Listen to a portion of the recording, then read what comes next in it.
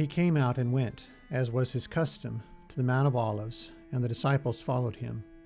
And when he came to the place, he said to them, "Pray that you may not enter into temptation." And he withdrew from them about a stone's throw, and knelt down and prayed, saying, "Father, if you are willing, remove this cup from me. Nevertheless, not my will, but yours be done." And there appeared to him an angel from heaven, strengthening him. And being in agony, he prayed more earnestly, and his sweat became like great drops of blood falling down to the ground. And when he rose from prayer, he came to the disciples and found them sleeping for sorrow. And he said to them, "Why are you sleeping? Rise and pray, that you may not enter into temptation."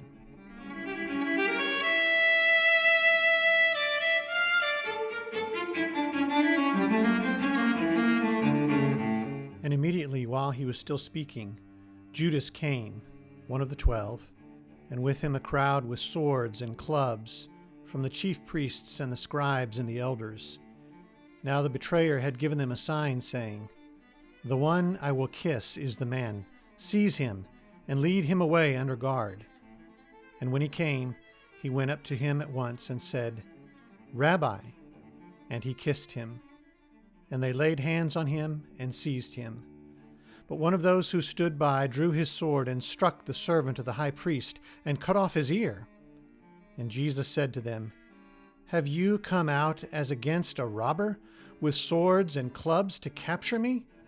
Day after day I was with you in the temple teaching, and you did not seize me. But let the scriptures be fulfilled."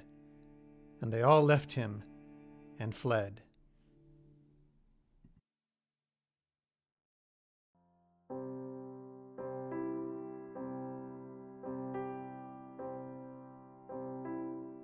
Now the chief priests and the whole council were seeking testimony against Jesus to put him to death, but they found none. For many bore false witness against him, but their testimony did not agree. And some stood up and bore false witness against him, saying, "We heard him say, 'I will destroy this temple that is made with hands, and in 3 days I will build another, not made with hands.' Yet even about this their testimony did not agree. And the high priest stood up in the midst and asked Jesus, 'Have you no answer to make? What is it that these men testify against you?' But he remained silent and made no answer. Again the high priest asked him, 'Are you the Christ, the Son of the Blessed?' And Jesus said, 'I am. And you will see the Son of Man seated at the right hand of power and coming with the clouds of heaven.' And the high priest tore his garments and said, 'What further witnesses do we need? You have heard his blasphemy. What is your decision?' And they all condemned him as deserving death. And some began to spit on him, and to cover his face, and to strike him, saying to him, 'Prophesy!' And the guards received him with blows.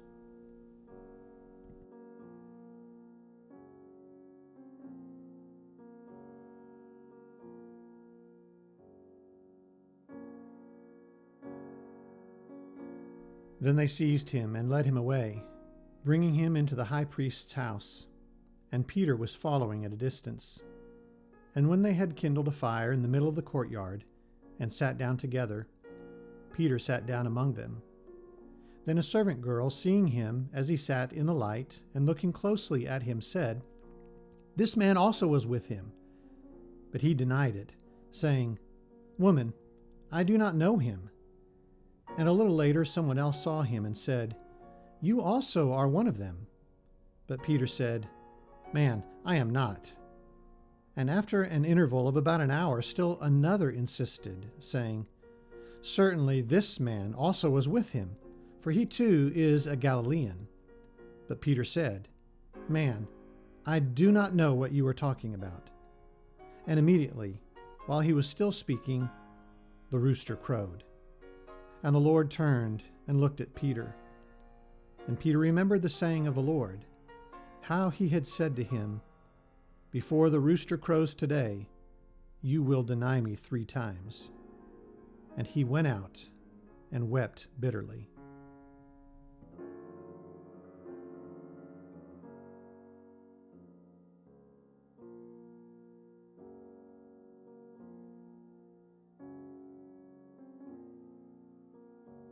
And as soon as it was morning, the chief priests held a consultation with the elders and scribes and the whole council, and they bound Jesus and led him away and delivered him over to Pilate. And Pilate asked him, "Are you the king of the Jews?" And he answered him, "You have said so." And the chief priests accused him of many things. And Pilate again asked him, "Have you no answer to make? See how many charges they bring against you."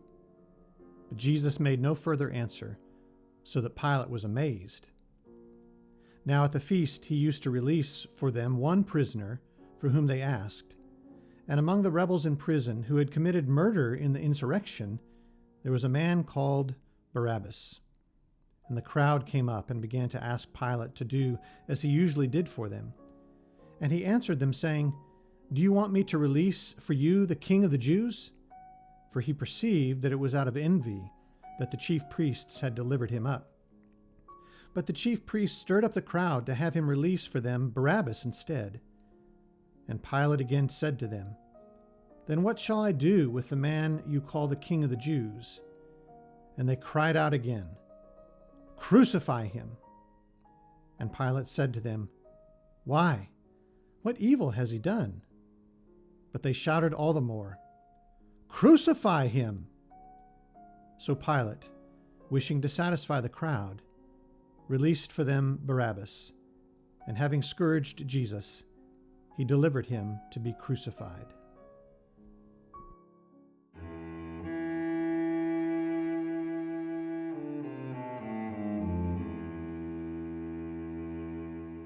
Then Pilate took Jesus and flogged him, and the soldiers twisted together a crown of thorns and put it on his head, and arrayed him in a purple robe.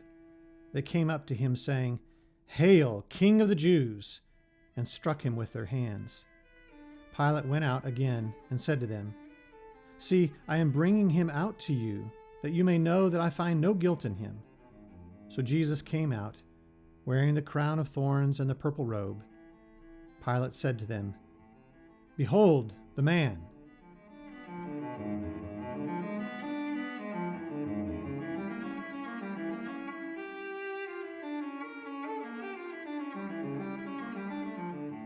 Now it was the day of preparation of the Passover. It was about the 6th hour. And he said to the Jews, "Behold your king." They cried out, "Away with him!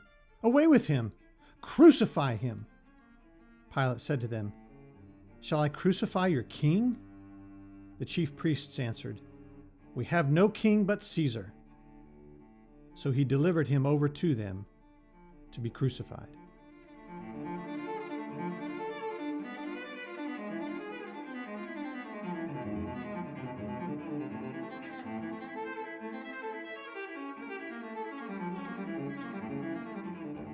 And they compelled a passerby, Simon of Cyrene, who was coming in from the country, the father of Alexander and Rufus, to carry his cross.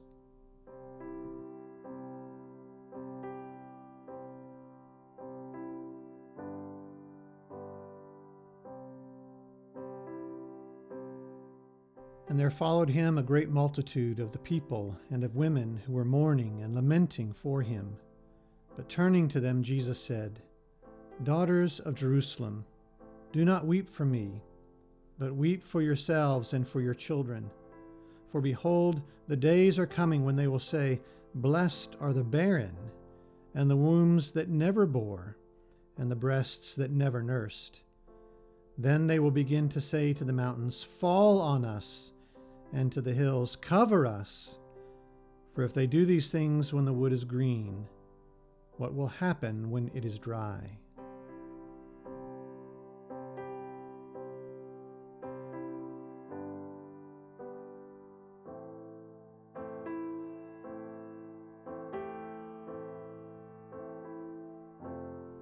And when they came to the place that is called the Skull, there they crucified him and the criminals, one on his right and one on his left. And Jesus said, "Father, forgive them, for they know not what they do." And they cast lots to divide his garments.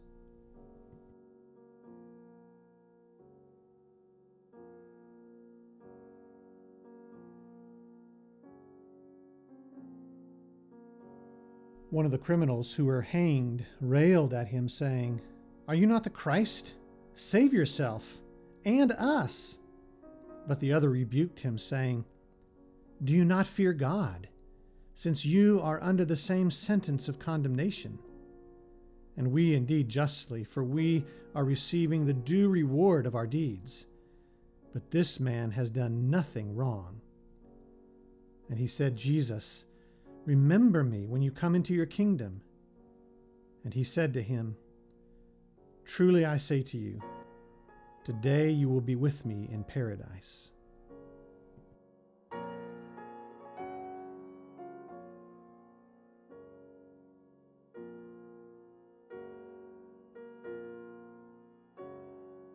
But standing by the cross of Jesus were his mother and his mother's sister, Mary the wife of Clopas, and Mary Magdalene. When Jesus saw his mother and the disciple whom he loved standing nearby, he said to his mother, "Woman, behold your son." Then he said to the disciple, "Behold your mother." And from that hour, the disciple took her to his own home.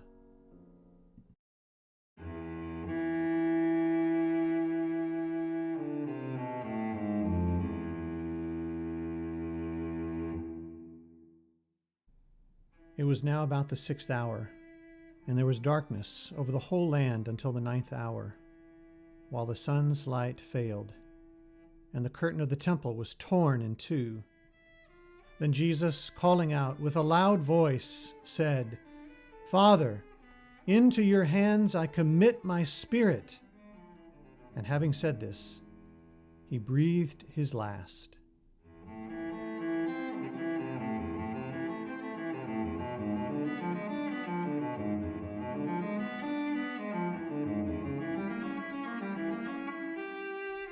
And when evening had come, since it was the day of preparation, that is, the day before the Sabbath, Joseph of Arimathea, a respected member of the council, who was also himself looking for the kingdom of God, took courage and went to Pilate and asked for the body of Jesus.